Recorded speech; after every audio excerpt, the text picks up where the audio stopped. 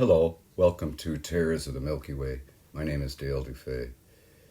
In this video, we're going to talk about the Voyager-1 mission because it's been in interstellar space, meaning it's left the solar system for about 9 years now. It's been in interstellar space. And when I heard that, I was like, if the thought occurred, well, it's traveling out of our solar system.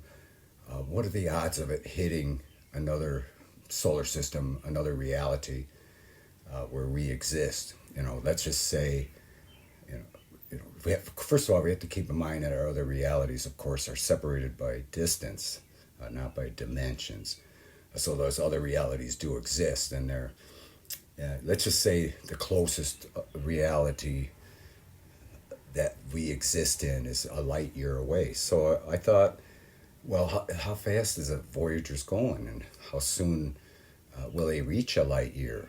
Even if they were able to do it in a short amount of time, it's still the odds of them reaching another solar system with a reality like ours would be pretty tough. But I was just saying, just in case, But of course, looking into it, it's impossible, for them to reach another reality, because those other realities, of course, are sending Voyagers out as well, or had sent them out in this 1977. They all were sent out in every reality. So I just thought, what if they, come into our reality? Some from others come into ours, but again, it's impossible because this Voyager 1's only going like 30. Well, I shouldn't say only, but 38,000 miles an hour, and we know that one light year.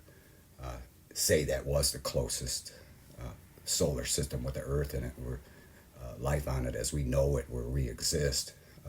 If it was the closest, it would be like one light year. That's still like 7 trillion miles, or almost 6 trillion miles. That's inconceivable distance. It's vast, beyond our comprehension.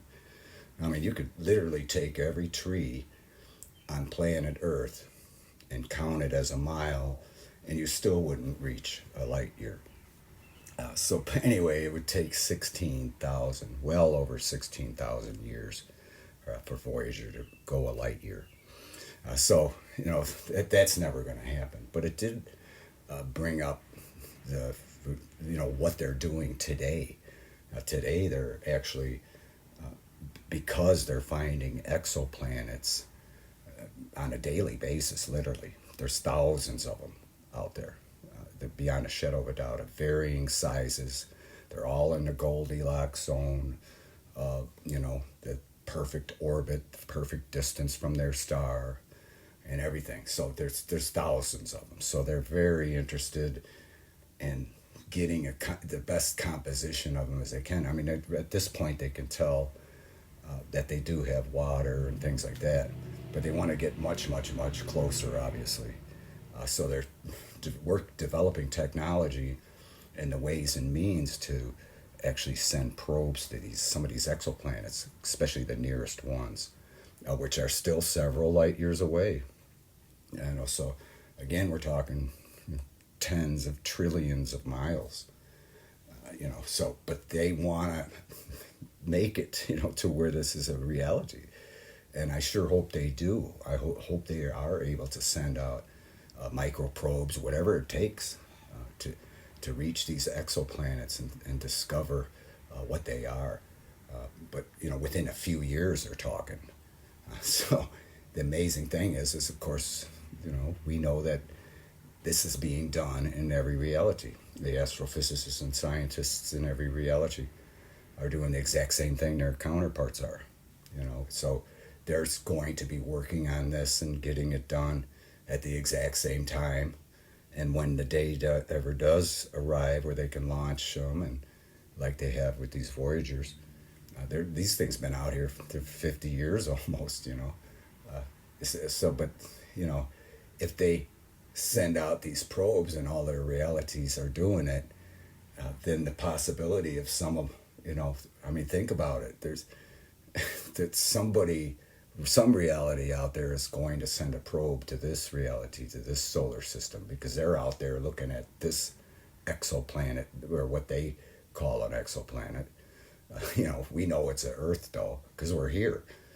But they're obviously the reality is going to send that probe to this solar system and check out this Goldilocks planet, this exoplanet. So as this reality's probes reaching another reality's probe's going to reach this reality. Think about it. So what exactly are they going to think? Immediately, their first inclination is what's going on here. The probe returned. It's what's going on here. That's going to be their very first inclination, because after all, what else could it be, right?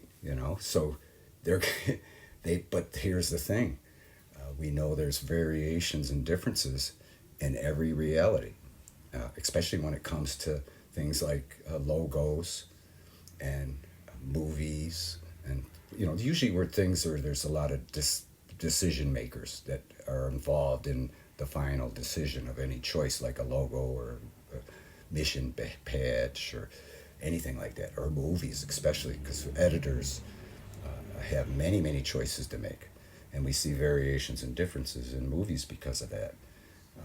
So knowing that, when they do receive this probe that they assume is returned, they may see slight variations and differences in the construction and everything, other subtleties and things like that. And then they're going to really start scratching their head, but at some point they're going to have to come to the conclusion that it came from another reality. Who knows how many light years away. Another reality that is obviously virtually identical to theirs. And that's the thing. That's a really interesting thing about what the Mandela Effect's showing us about our realities, is they're virtually identical for the most part, regardless of what size the Earth is, regardless of the differences and variations around us. Our realities are virtually identical. I know that's not typical with everyone. Of course, there's hiccups and things like that in certain realities that don't happen in others. And we know this to be true simply because of the namesake of this phenomenon. Nelson Mandela, we know he doesn't exist in some realities because he perished in prison 40 years ago in some realities. Many people remember him perishing in prison. So we know that he doesn't exist in every reality because of that. So what does that tell us? That we may not exist in every reality as well. And that's where we see, why we see variations and differences. And that's, eventually it's going to be a foregone conclusion that we have this parallel existence. It's going to, be known simply because of this science. They're already catching up to this quantum entanglement and understanding it doesn't have no boundaries. And then it has to start occurring to these physicists, these theoretical physicists, that this quantum entanglement is a big deal. Every time they do experiments, they're only doing it on an atomic, microscopic level. But the fact does exist, that, it happens on an atomic level. So what does that tell you? Again, they have to start realizing this. It's like putting 2 plus 2 together. Okay, so everything on Earth, animate and inanimate, is made up of atoms. And all atoms are on this quantum scale. So what is it quantumly connected to? Is it always a singularity until we split it, or until they split it? Scientists and astrophysicists split it, or theoretical physicists split it, and only then is it separated? No, soon they'll find out that it's already been split and separated, that there are multiple, it doesn't matter, again, if it's inanimate or not. Everything comes from the Earth: metal, plastic, everything, foam, rubber, styrofoam, everything is made from the Earth. Us human beings, all life, everything. So that means everything, including obviously the Earth, is parallel. And soon with this, what do they call it? Spooky action at a distance is what Einstein called it. Of course, quantum entanglement, and he's so right about that because it is at a distance. We know we have realities that are 75,000 light years from here. Of course, those probes will never reach those realities, but of course, those realities out there would be sending the probes out as well to the closest exoplanets in their region. And that's what's so amazing. It's just like everything is bound and quantum entangled. And as I was getting at before, there's bound to be hiccups. There's Nelson Mandela. Some people's realities may vary because something may have happened in their family history that didn't happen in every reality, but it did happen in that reality where something happened, and even in your own personal life, it may have happened in some realities and not others. In fact, I'm surprised that doesn't happen more often, but that's that quantum entanglement. It's incredible. And did you ever wonder why? I mean, that's a whole separate video, but that's why we have bad days and good days, because obviously on the good days, every one of the realities that you're subconsciously connected to constantly, whether we're aware of it or not, may not, on the good days, all of them are having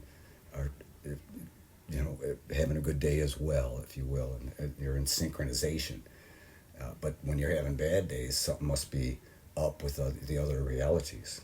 I mean, that's why you can't get out of bed sometimes, because something's not with it with your other realities, or it's your reality that's messing the link, the chink in the link, if you will. So that's why, I mean, so many things are explained by what the Mandela Effect's teaching us.